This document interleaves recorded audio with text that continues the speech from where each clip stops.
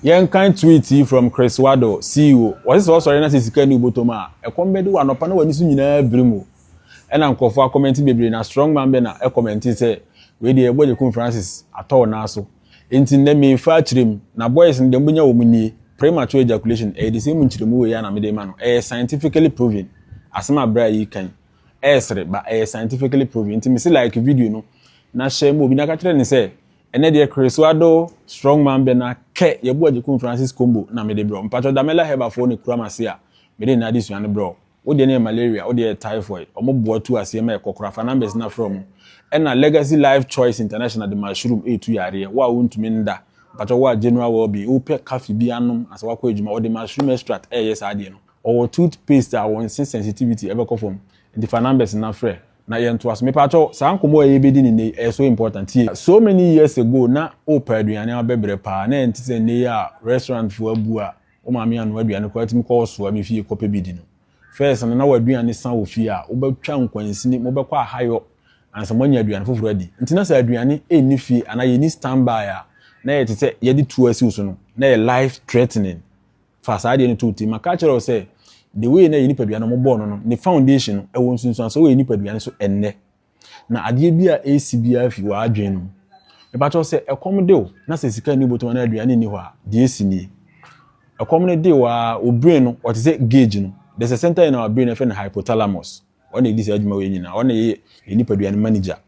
into ono na ye se gauge a o de check o careful o say o adru sen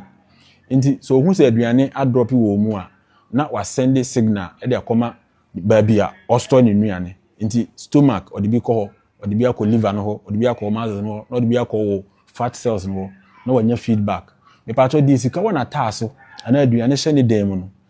information we kwa omo de reply no ba simple reply na omo de ba no stomach no or specialized cells bi a or release hormone bi e friend the ghrelin hormone ta ghrelin hormone no eye hunger hormone ene ka kira adwene say okay aduane no so ate the ghrelin hormone betu America na wakọ hypothalamus no street aja na omo so frame na aduane na asem na wo ka no me ma me stomach tell me kan tro say aduane de ebi enni ho on tietiem o kan say ya simple na hypothalamus say okay ni wate na waka obi say liver say liver say de aduane kakra e ma osie mo amahwe me a kire mo nim de liver de asie glycogen me say deep glucose yes store glucose ni bi SS1 in the form of glycogen ewo o liver no na o muscle cell nti liver no ba bo na man say okay glycogen kakra wo onto won kan kese nti obetimi akofa bia me yadi ana muscle cells no betimi akase okay o glycogen kakra wo na se we mu nyina akra bi ni ho a bo na fat cells no so won so asmo the messenger your friend leptin hormone no won so akose aja oh kakra bi wo ha o fat cells no so de nnuane no bi ba me yadi sie o anti eno so betimi yadi nti say nipa kro wo panike nti wote wo de ni na real compot mi fi se oni die na mom nipa dua no e koma na onya awe omo fufafa nnuane from glycogen stores from high e common ne no be fo fo abom nya ni di yo sa na tie me pacho wa wo ni aduane da ho ana se oni sika da obotom sa di we different information na nka ghrelin hormone de ko hypothalamus no straight am ye di enkomo simple no because we ni aduane wo ho a ye nipa aduane ye built on primitive fathers ana aduane ye threat se bi ni ho scarcity ye threat ninti no obe activate center of brain for fear your friend the amygdala sa amygdala obe boa ma adrenal gland no are related to hormones ba ko the adrenaline na ba ko the cortisol na wa hwe me a chede onim se sa hormones many way stress hormones na difference say adrenaline no or for short term to say obi atoto na ye masho sa short fight or flight we na emo wakoma bon tentem no adrenaline yes adwuma no na cortisol na ye long term chronic problem e bia wo go through stress stress problem na yakon enti se aduane ni bi nsi ho a this portion of our brain no activated because a life threatening na ama stress hormones we nyina abasoro na sa hormones we abasoro na ma wa adwen kwa aduane no so mo nti betima say wo glycogen stores kakra wo fat cells kakra ba our brain ni nimse tete no betima take be na wotwe na aduane no nyamai nti instantly na onya information na no wa sha ase a trigger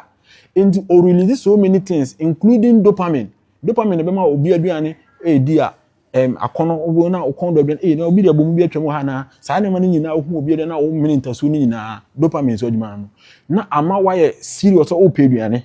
say sika why serious o pe sika to aduane ti saa process no course na serious na e ma wa adwene o focus obi bia wa aduane so nti se bi obi o so na oni aduane na attention wa aduane so sen bibia so bet me drink critically I just was solve the problem of hunger everyone I feel I dream one that how fine what take a decision comedy will be no take a decision and normally are not wrong especially what for be na one kakra na say of free street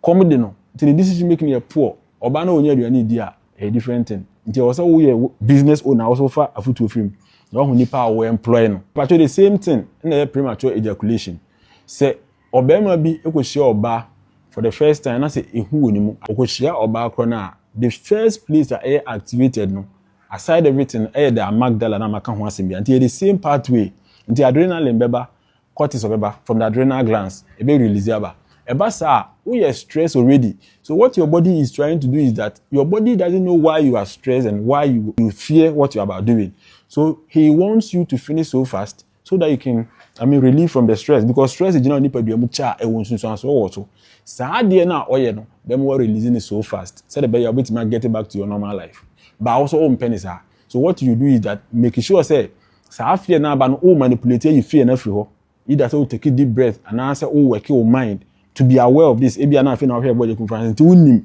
e ba nsa na we say afi ni free mu now calm your system no that one everything will go on smooth make come more money problem we go medical problem na wanya sa premature ejaculation make obi only problem where young guy or faces our problem bebre eyehu na ye yere mo so nipa na ba na wantimi ambo na ho mode ya na wa hye ni kran yes a wo kan sem bi na eto ni tirima bi a so awie de oye ya ni sa ansem na to nipa ni tirima next time or ba the fear center will be activated and said the nipa duane ti aya adwene control nipa duane ti no cortisol ba so adrenaline ba so obepe ntema wie na wa free sa ha no na wa free sa wu threat no sa na nipa duane nyame aye no but the boys now we use twinchichere no wa chewo mpama na say aphrodisiac drugs na ye fanom no ame nkyere mu ade kakra bi wom twinchichere no de ye nyina ne say ename ba bi ade be ye no so de obe ma na no a ebe ma ho na ewu for a while mbritia wa bi ti say bi a wo pese wo ye de wo ye no 20 minutes 25 minutes ho na ewu e kire wo say cells na wo ho no o me be communicate with the brain say this is what you are doing say be yanka o be release into because cells na wu ntino you will be performing and will not feel it. And in other words, there's no message that will be sent to the brain. Yeah, in fast and beyond my brain. Do bit me for about 10 minutes. 10 minutes now numbness no from na over normal stimulation. I feel now adrenaline who's a washer. Then do you be now perform be 5 minutes. I now extra 10 minutes, now be 15 minutes. So we born home more power. The same thing no more born in as if we nano. I don't know e be out there no fat to yam say air tablets ni be enya so the tutura and also makacham nitric oxide dey release a boama corpus na wo tissue na wo be ma no na moja agina mu bie ma moja rush kom na ache agina mu alock na ache so all these things they are na ensure that you very safe intima anya obi a wo be feel very dependent on these things especially when you are young ya na from mo a omo feel ni kwa animu a omo ntimi perform but nsema eti say me pen na me catch body conference happen na obeti nti ya oba be part of the family Damela Herba for Ebo Michidoma or Mobuama Jumadi Koso. About malaria, typhoid. Mr. Damela, Daniel Mela, only to Zadenase or Ghana. Drugstore beer, pharmacy store, chemical store beer, or but for numbers, no, not teaching more SMD. Mr. Divine, at the Legacy Life Choice International Company in Abba, no, the Divine Choice Products Abba. But what the next one to mean na general well-being, Honamayo Hojo. Also, the one coffee I want to maintain. Replace it with mushroom extract. It's going to help you. All African countries need be a very, very authentic man. Shell filling stations are Ghana, almost all. Ebio. Okone ebi ni wa. Mama friend na munji bimbrao. Bidiani about the conferences. Me about medical scientist. And I'm here self-taught trichology. Into problem ni self person grow hair, grow beard. Me na me show. And I will toss salon equipment, barber shop in Niama, and we mirror bibia Kumasi and crime. Betone wholesale, betone retail. Me nationwide delivery metin bia maka de abroba bia wo bia anti bra na begibi na emwo dwumadi ayebo edi nyame wo hira no mbo God bless you.